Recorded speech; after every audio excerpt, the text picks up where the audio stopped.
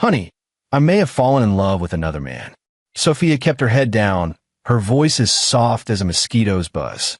The chopsticks I had reached out with to pick up food froze in midair. My temples throbbed.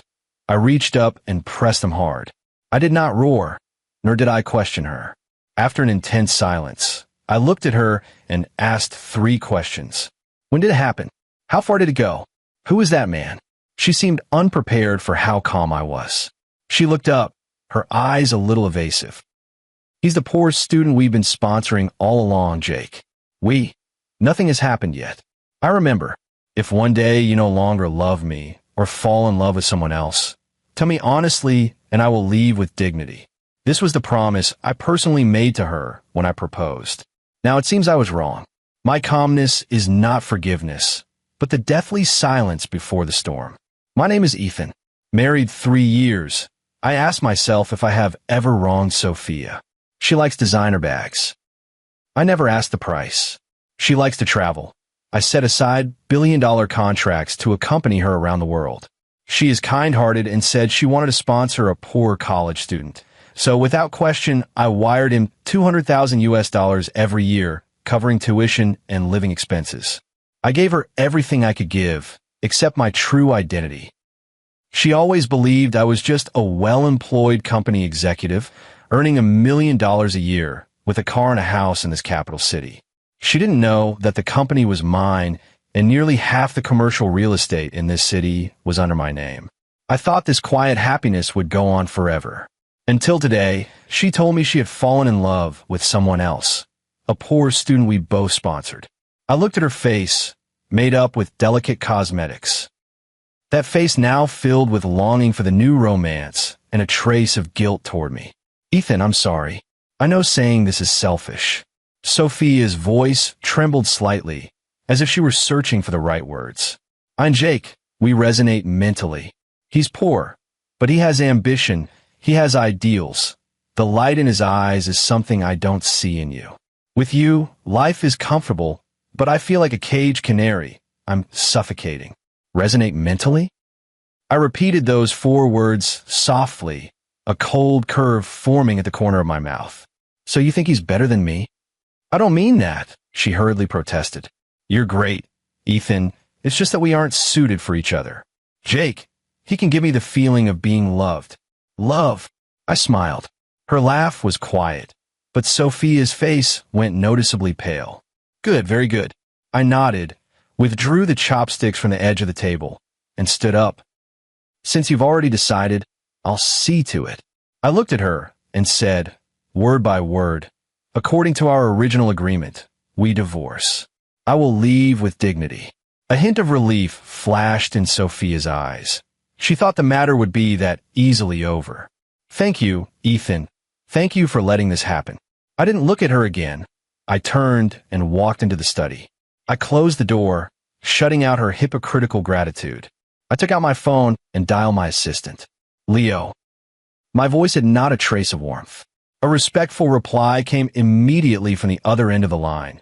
Mr. Ethan, what are your instructions? First, draft a divorce agreement. I walk away with nothing. I take back all properties and vehicles under my name. Sophia will receive the notice tomorrow. Second, look into Jake, a third-year student at Xingzhou University. From now on, cut off all financial support to him. Also, give the president of Xingzhou University a heads up. Tell him it came from me, that this student has bad conduct, and let them handle it. Third, notify everyone. Our group and all partner companies will never hire anyone named Jake in the future. I want him unable to find any job in this city that pays over $3,000 a month. There was a brief silence on the other end of the line before Leo replied in a deep voice, Yes, Mr. Ethan. After everything is arranged, should I report back to you? No need. I hung up the phone and walked to the large floor-to-ceiling window. Outside, the city of Jing shone with a myriad of lights, dazzling like a river of stars. Sophia, didn't you like love? Didn't you think that poor student had ambition? Then I'll strip him back to his original state and show you. When a man loses everything I gave him, how much are his so-called ambition and love worth?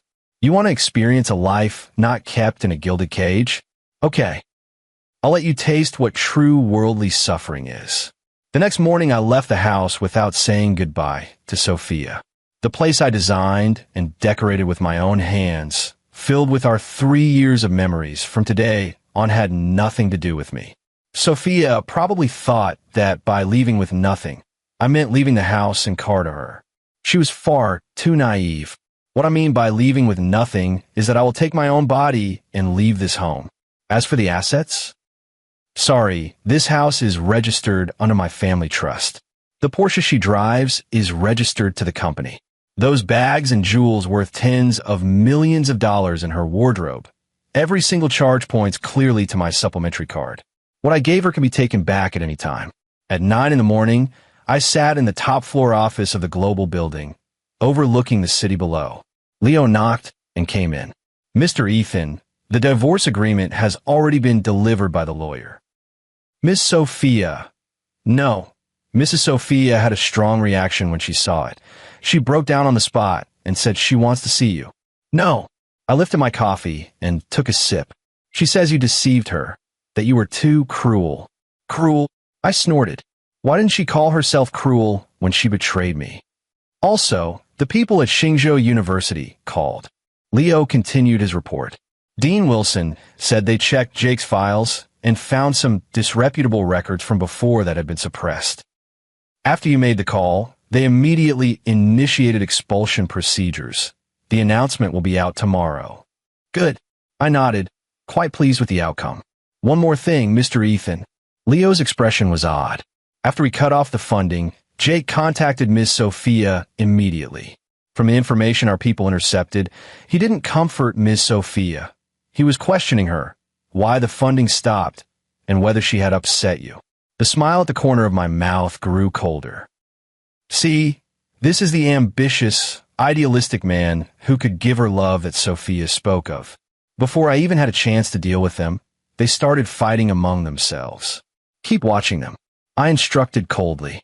I need to know their every next move. Understood. Leo nodded and stepped back. The office returned to silence. My phone started vibrating like crazy, the screen flashing the word, hello. I watched it ring silently for a long time, until it stopped on its own. Then messages began popping up one after another. Ethan, what do you mean? By leaving empty-handed, do you mean kicking me out? This house is in your name. We're husband and wife. I have half the rights. You're despicable. I'm going to sue you. Ethan, pick up the phone. You fraud. Please, I'm begging you. Our 3 years together. You can't do this to me. I looked at these messages with a blank expression, feeling nothing at all. 3 years together? The moment she decided to betray me, it had already vanished. I picked up my phone and changed the contact name Lava to Sophia. Then I blocked her and deleted her number.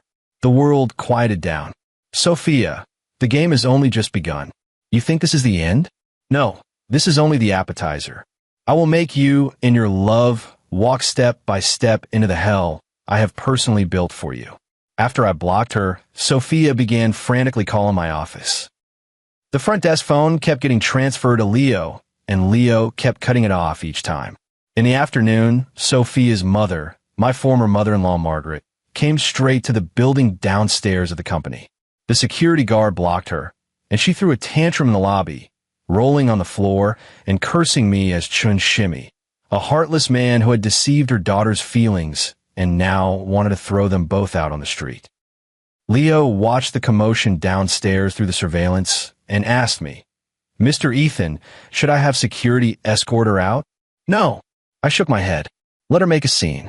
I wanted everyone to see what kind of faces this mother and daughter really had. They sure weren't like this when they were fawning over me. I remember clearly when Sophia and I had just gotten married, my mother-in-law came to our house for the first time.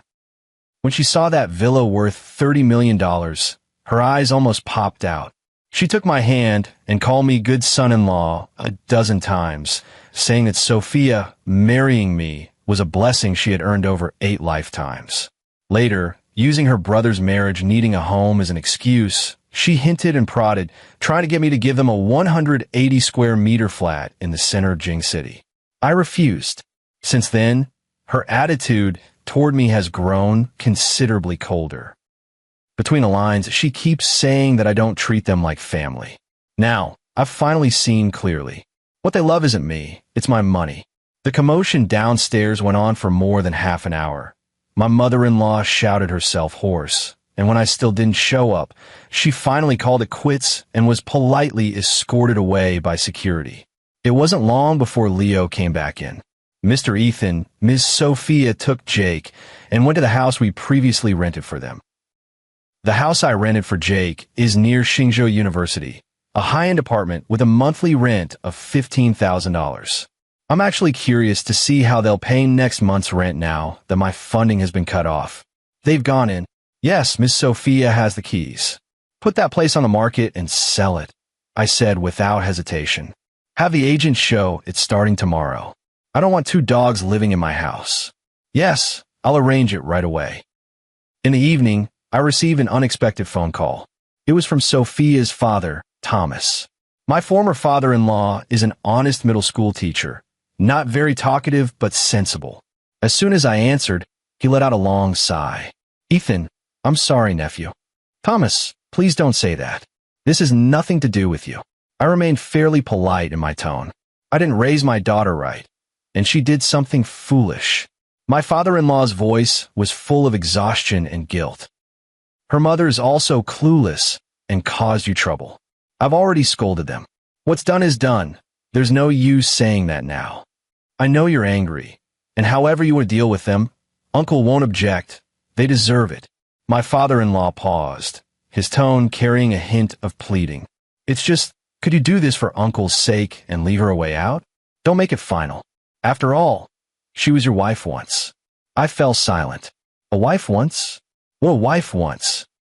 Thomas, you're a good man, I said slowly, but good men shouldn't plead for fools. Sophia is an adult now. She must be responsible for her own choices. I gave her a chance, but she refused it. As for a way out, I sneered. Don't worry, I won't let her die. I will keep her alive and well, and make her watch with her own eyes how the love she chose is ground to pieces by reality. After I finished speaking, I hung up the phone. Mercy? My mercy ran out long ago. The day Sophia learned my true identity and knelt before me to repent. Oh no, that was in my previous life. In this life, I won't give anyone the chance to betray me again. The next day, a red-headed announcement was pinned to the top of Xingzhou University's official website. Decision on expelling student Jake from the School of Economics at our university.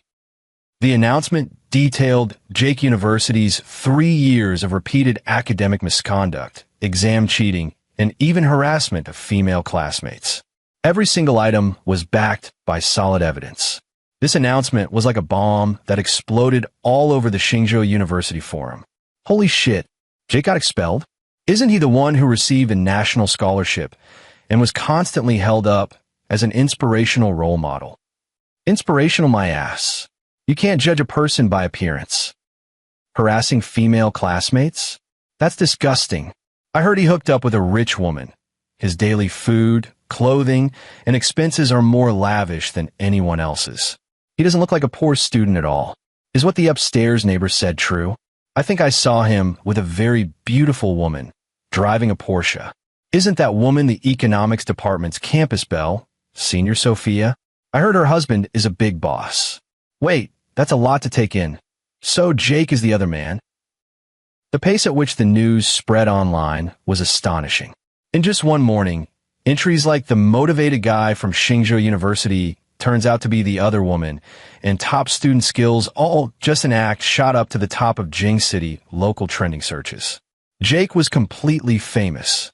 I can imagine what his expression must have been when he saw that announcement and the avalanche of commentary online.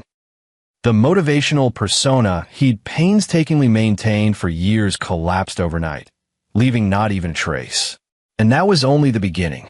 In the afternoon, the agent brought the first group of prospective buyers and knocked on the door of the upscale apartment. Sophia opened the door. She was in her pajamas, hair disheveled, and froze when she saw the group in the doorway. Who are you looking for? Hello, are you Miss Sophia? We're real estate agents, Here to show the property to a client, the agent said with a practiced smile. Show a house? What house? Sophia looked bewildered. You must be mistaken.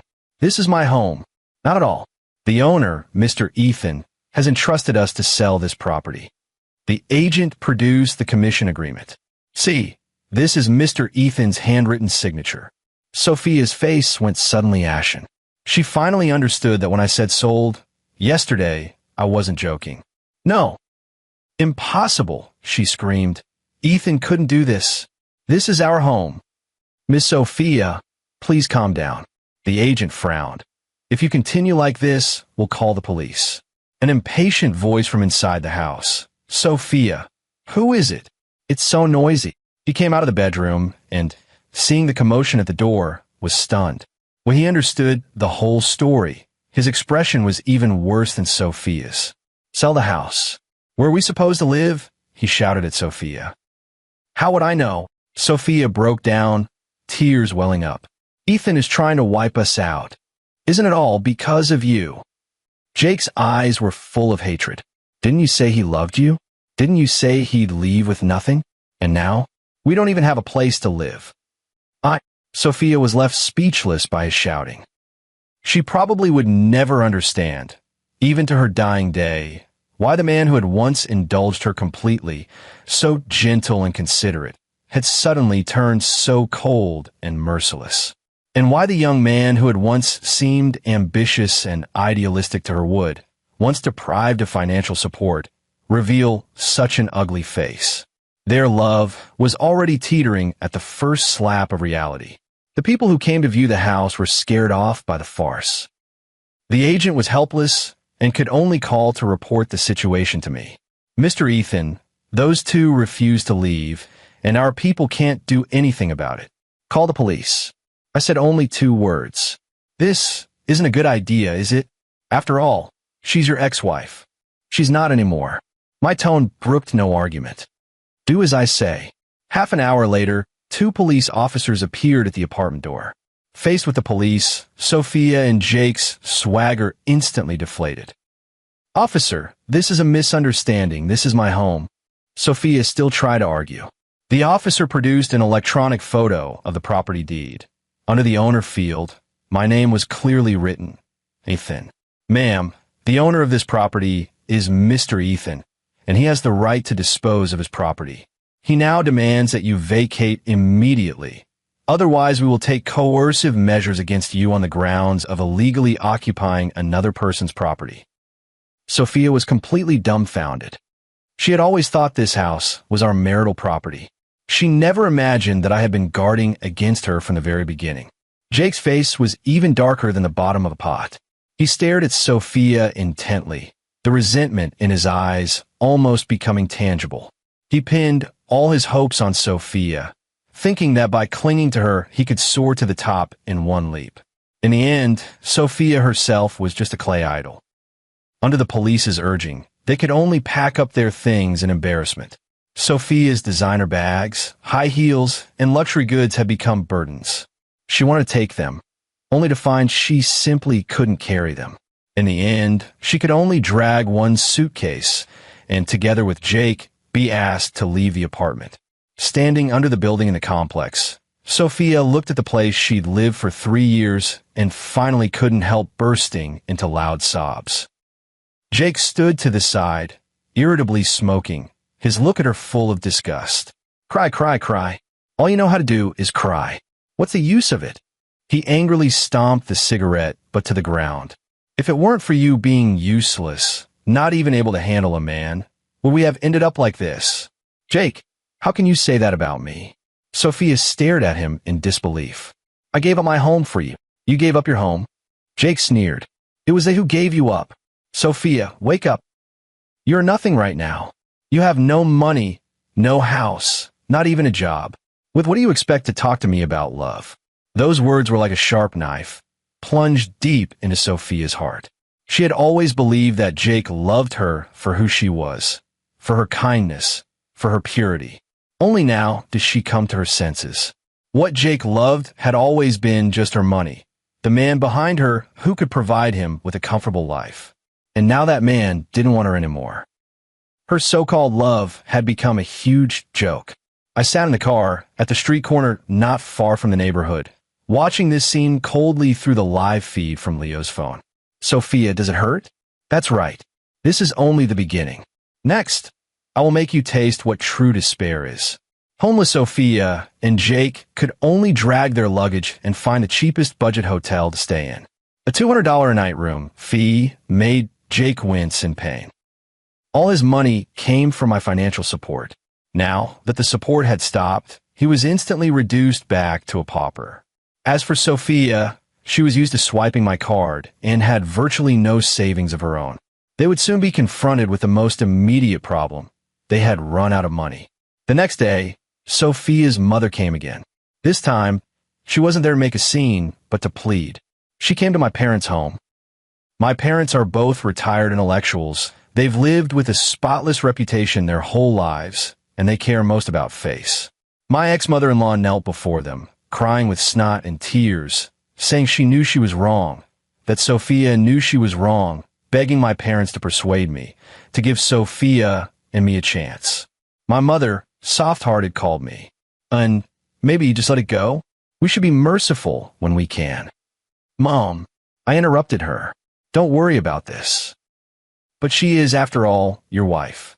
The moment she betrayed me, she stopped being that. My voice was cold. If you still consider me your son, don't plead for her. My dad took the phone from my mom and said in a deep voice, Ethan, do what you think is right. We support you. A woman like that is not worth forgiving. After hanging up, I felt not the slightest wavering. In my previous life, it was because my parents were soft-hearted, because of my hesitation, that Sophia and Jake were given a chance to catch their breath. They took advantage of my mercy and bit me back, colluding with my business rivals, stealing company secrets, which severed my funding and led to my overnight bankruptcy. In the end, they drove me to leap from the top floor of this global tower. Reborn into another life, if I make the same mistakes again, then I truly would deserve to die. In the evening, Leo told me that Sophia and Jake had a huge fight at the hotel over the room bill. Jake accused Sophia of being extravagant with money, and Sophia called Jake a useless man who only knows how to spend a woman's cash. They parted on bad terms. Jake went to an internet cafe to stay up all night, while Sophia cried alone in her hotel room. She even tried to contact her so-called girlfriends to borrow some money. But the wealthy ladies who used to have afternoon tea and go to the spa with her didn't about-face as soon as they heard she was divorcing Mr. Ethan. Some said they were short on cash, and others simply didn't answer their phones. When the tree falls, the monkeys scatter. Human warmth and coldness. She finally experienced that thoroughly today. I can imagine the despair she feels at this moment. Falling from the clouds into the mud doesn't feel good, does it? Don't be in a hurry. The worst part is still to come. I dialed Leo's number. Tell the owner of that budget hotel to get them out. What's the reason, Mr. Ethan? Say they were fighting late at night and disturbing the other guests' rest. I want to make them like rats in the street with nowhere to go. I want them to know that in this capital city, as long as I, Ethan, don't want them to have it easy, they won't have a single second of peace. Kicked out of the budget hotel, Sophia and Jake were left completely homeless on the streets. It was already late at night. They dragged their suitcases, wandering aimlessly down the deserted streets. The cold wind blew, and Sophia shivered. The Chanel coat she was wearing, expensive as it was, looked like a joke now. What do we do now? She asked Jake, her voice breaking. Jake scratched his head irritably and shouted, How should I know what to do? You ask me. Who am I supposed to ask? His patience had been worn down to nothing. In his view, Sophia, this woman, was good for nothing except crying. He began to regretting why he had gotten involved with her in the first place. If it weren't for her, he would still be a promising student at Hsinchu University, receiving generous funding and living the life of someone above others. It was all this woman who ruined him. Jake, you weren't like this before. Sophia looked at his grimacing face, feeling her heart sink bit by bit. Before you had money. You had Ethan backing you. Jake mercilessly tore through that layer of falsehood. Now what do you have? You're a disgraced dog driven out of your home. Do you expect me to coddle you like I used to? To fawn over you? Dream on. Sophia's body swayed, her face as pale as paper. She finally saw clearly. The man she chose, even at the cost of betraying her marriage, did not love her at all. What he loved was only the additional value she could bring him. When those values disappeared, she was worthless in his eyes. The two had a loud fight on the street and ultimately parted on bad terms. Jake grabbed the last few $100s from Sophia's wallet and walked away without looking back. He left Sophia alone, clutching her suitcase, crying in despair in the cold wind of the late night. Leo sent me this surveillance video. I watched it expressionlessly and deleted it without a second thought. Mr. Ethan, Sophia's mother just called again, saying Sophia hasn't eaten all day and begging you to show mercy. Did she starve to death? I asked coldly. No, not that. Then let her go hungry. I'm not a saint and far from a philanthropist. Those who betray me do not deserve my sympathy. I will make her taste the flavors of hunger, cold, and despair. I will make her pay the most painful price for her own foolishness. The next day, an even more explosive piece of news spread throughout Jing City. Jake was arrested for stealing someone's phone in an internet cafe. Caught red-handed. When the police found him, he was about to sell the latest stolen fruit phone. It said that when he was caught, he was still shouting, "Do you know who I am? My girlfriend is Sophia. Her husband is Ethan. How dare you arrest me?" Those words were recorded by others in the internet cafe and uploaded online. For a time, the whole city was in an uproar. Everyone knew that the gigolo supported by the rich woman was not only immoral, but also a thief.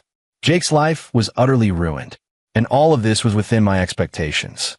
A person who has been poor since childhood and accustomed to taking shortcuts, when he loses all sources of income, will inevitably take risks to satisfy his desires. Theft was only his first step into degradation. Jake was given 15 days of administrative detention for theft. This news was, without a doubt, the last straw for Sophia. Her final pillar of support had also fallen. With nowhere left to turn, she thought of going home. She hauled her suitcase back to the old neighborhood where she had grown up. The door was opened by her mother, Margaret. Seeing her in such a sorry state, there was no pity on Margaret's face, only unabashed disgust and disdain. "You even know how to come back? You brought nothing but shame on our family." Sophia's father, Thomas, came out of the room, saw her, let out a heavy sigh, then turned and went back in without bothering to say a word. "Mom, I was wrong." Sophia knelt down crying. "Let me into the house. I have nowhere else to go." "Nowhere to go?" Margaret sneered. "Aren't you capable? Didn't you give up Ethan? Such a fine catch for that pretty boy. How dare you come back now? I was blind back then. How could I think that pauper could compare to Ethan? You had a good life as a rich wife and threw it away to chase that stupid notion of love. And now, look, he's treated you like garbage and tossed you aside. Happy now?" Every word Margaret said pierced Sophia's heart like a knife. She cried even harder, repeatedly banging her head on the floor. "Mom, I really know I was wrong. Please let me go home. I will never do it again." Too late. Margaret kicked her suitcase aside and pointed at her nose as she shouted, "I don't have a daughter as shameless as you. Get out. Never come back." After speaking, with a bang, the front door slammed shut heavily in Sophia's face. Outside the door, Sophia's cries tore at her heart. Inside the room, Margaret's cold, merciless voice. "What are you crying for? It was your own choice back then. Even if you have to crawl, finish it. Our old Taylor family cannot afford to lose face over this person." This scene was also recorded by someone I had arranged. When Leo showed me the video, I was signing a contract worth $1 billion. I didn't even look up. "Mr. Ethan, do we need to do anything?" Leo asked. "No." I signed my name and closed the folder. Her mother did well. Some people won't turn back until they hit a brick wall. Now that she's hit the wall and split her head, let her taste the consequences herself. Cast out by her parents, Sophia fell into utter despair. She had no money and nowhere to go. At night, She curled up in the apartment building's hallway, cold and hungry. She remembered the past. She remembered how every night I would wait for her to come home and have hot, steaming meals ready for her. She remembered that when she casually said she wanted something to eat, the next day I would run all over Jing City to buy it for her. I remember when she was ill, I stayed awake all night by her bedside. Those things she once disdained and found mundane and boring have now become an unattainable luxury. She was filled with bitter regret.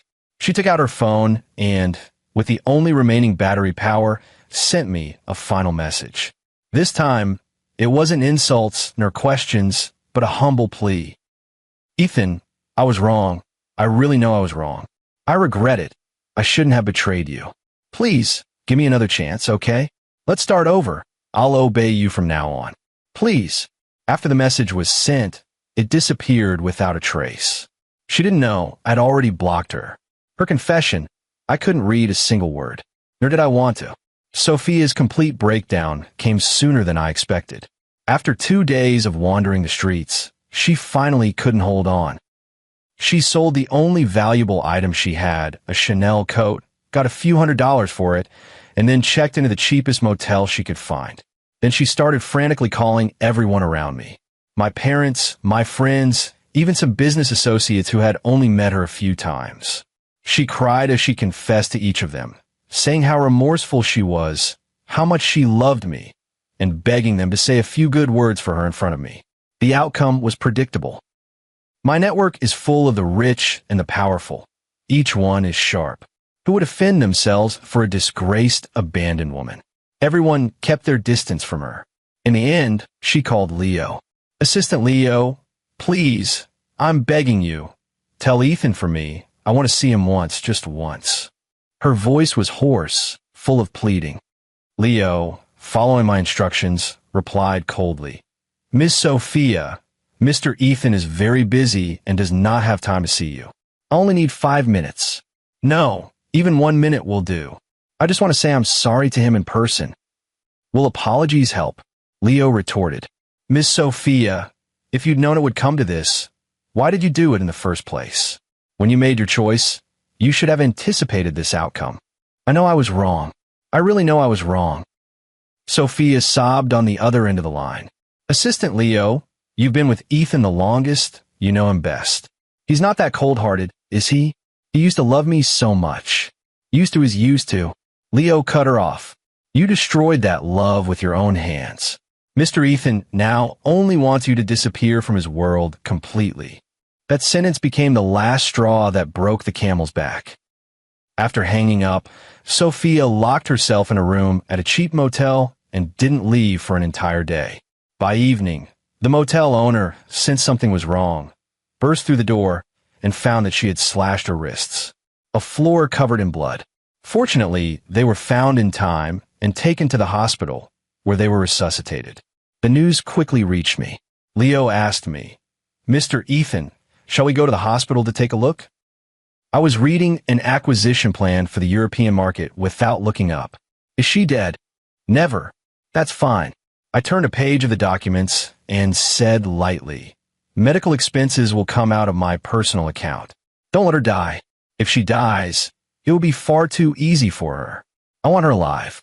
I want her to live on, bearing the scornful name of a betrayer, ending her wretched life in poverty and remorse. I want her every morning when she opens her eyes to think only of how foolish she was back then. I want her every time she sees others happy to remember what she smashed with her own hands. That is the cruelest revenge I can exact on her. News of Sophia's suicide attempt caused no ripples. It merely added another joke to her already notorious life. After being discharged, she vanished without a trace. Leo said she took a job as a restaurant server, earning $3,000 a month, with room and board included. She began learning to wash her own clothes, to eat $10 box meals, to squeeze onto an hour-long bus ride to work. The lives of the lower class she once looked down on had become her everyday reality. Occasionally, I would have Leo send me a few recent photos of her. In the photos, she wore no makeup, her expression numb. Hands that had once been well cared for were rough and reddened from long exposure to dish detergent. The wealthy lady who had once shone brilliantly and been idolized by all had completely disappeared. In her place was a woman so ordinary that life had ground away every sharp edge. I looked at the photo, my heart utterly calm. No exhilaration, no pity. It felt like watching a stranger who had nothing to do with me. Half a month later, Jake was released from detention. The first thing he did was find a restaurant where Sophia worked.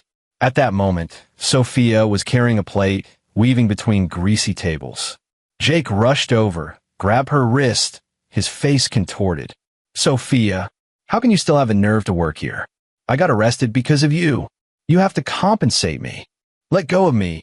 Sophia went pale with fear, struggling desperately. "Compensate me? Give me money." Jake, like a madman, began tearing at her clothes, trying to grab the money from her pocket. The restaurant was in utter chaos. Customers screamed, the owner shouted angrily. In the end, it was the restaurant chef who grabbed a kitchen knife and rushed out, finally scaring Jake away. Sophia collapsed to the floor, her clothes torn to tatters, her hair disheveled, looking a complete mess. She watched Jake's fleeing figure, her eyes hollow, as if she were dead. This scene was also fully recorded by the restaurant surveillance cameras. That night, the video appeared on all major social platforms. The headline was eye-catching. Blockbuster of the year. Gold-digging woman beaten in the street by her pretty boy. Former affection becomes a joke. At the end of the video, there's also a wedding photo of Sophia and me, and a promotional inspirational photo of Jake at school. The stark contrast was dripping with irony. The comments section exploded. "Haha, what goes around comes around. She dumped her original husband for a pretty boy, and now he's beating her. Serves her right. This man isn't any good either. Couldn't live off her, so he resorted to theft? He's the worst kind of scum. The real loser is the original spouse, right? Being cuckolded so spectacularly. Loser? You upstairs are way too naive. I heard the original spouse is a super big shot. With a flick of his finger, he ruined that pair of lovers. This whole situation was arranged by him. That's a gentleman's revenge. 10 years is not too long. Holy crap. For real? That's amazing. Please give the big shots details." I turn off my phone, lift my wine glass, and walk to the floor-to-ceiling window. Outside is the commercial empire I built with my own hands.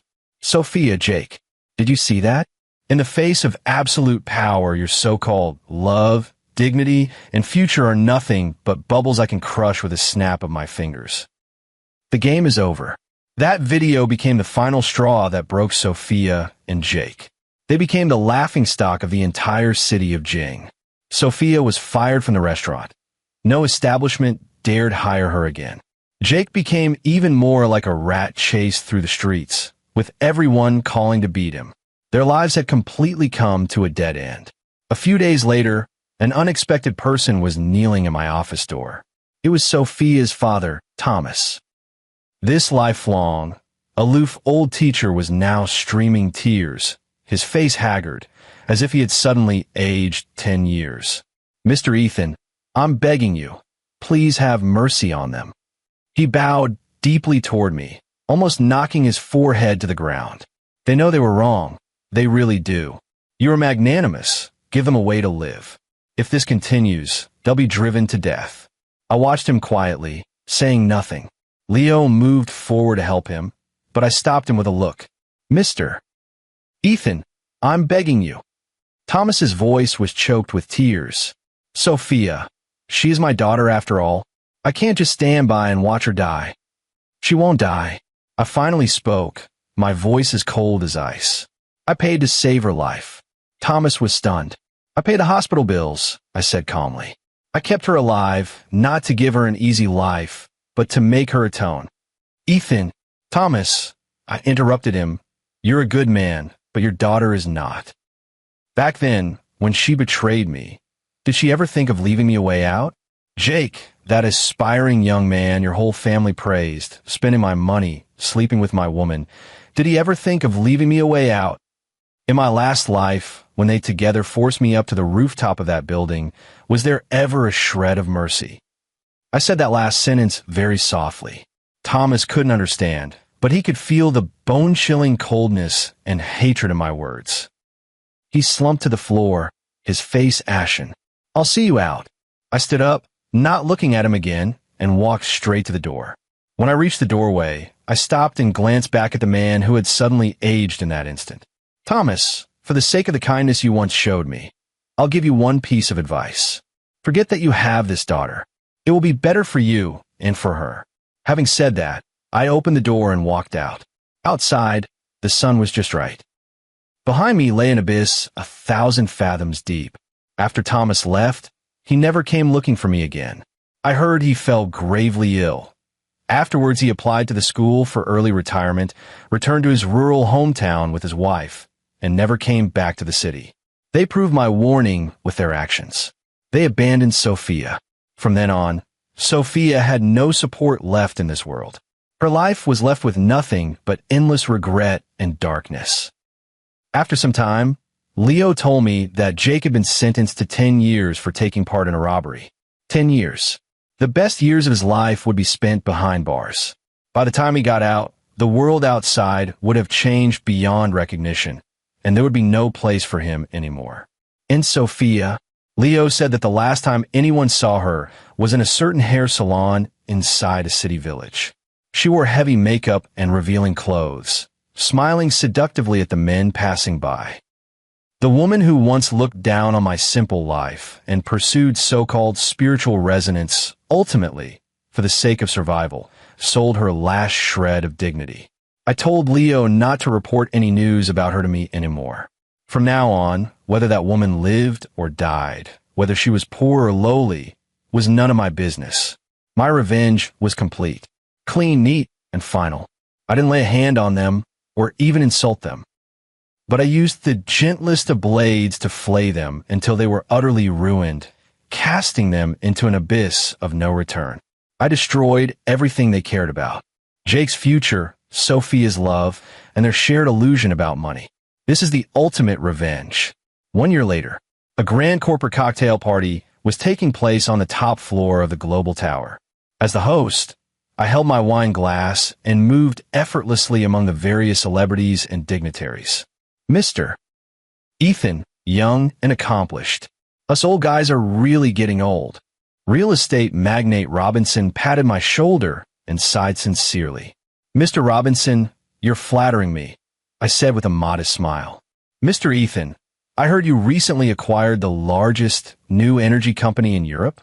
What a bold move. It really puts us in the dust. Just a small bit of business." Amid the clinking of cups and the mingling of drinks, I caught sight of a familiar figure.